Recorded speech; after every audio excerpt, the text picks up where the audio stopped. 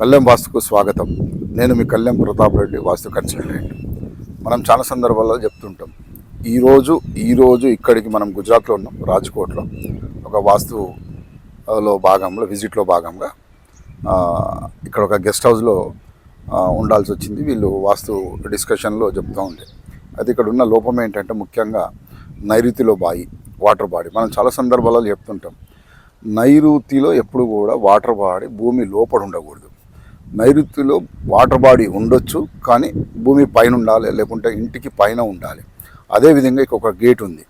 ఈ గేట్ ఏంటంటే నైరుతిలో గేట్ పెట్టడం వల్ల వీళ్ళకు ఇబ్బందులు జరిగినాయి అన్నది మాకు తెలుస్తున్నది. కానీ ఎప్పుడు కూడా అంటే అది ఇల్లుకైనా, వ్యవసాయ క్షేత్రమైనా, గెస్ట్ హౌస్ అయినా, మరి ఏదైనప్పటికీ దాని ఒకవేళ ఈ విధంగా గేటు బాయి ఉన్నట్టయితే వీని సరి చేసుకొని, దీనికి లేకుంటే పరిష్కారం ఏదైనా ఉంటే పరిష్కారం చేసుకొని ఉంటే వాళ్ళకు మంచిగా జరుగుతుంది, మంచి లైఫ్ ఉంటుంది. లేకుంటే వ్యాపారం కూడా చాలా బాగా జరుగుతుంది. నమస్తే.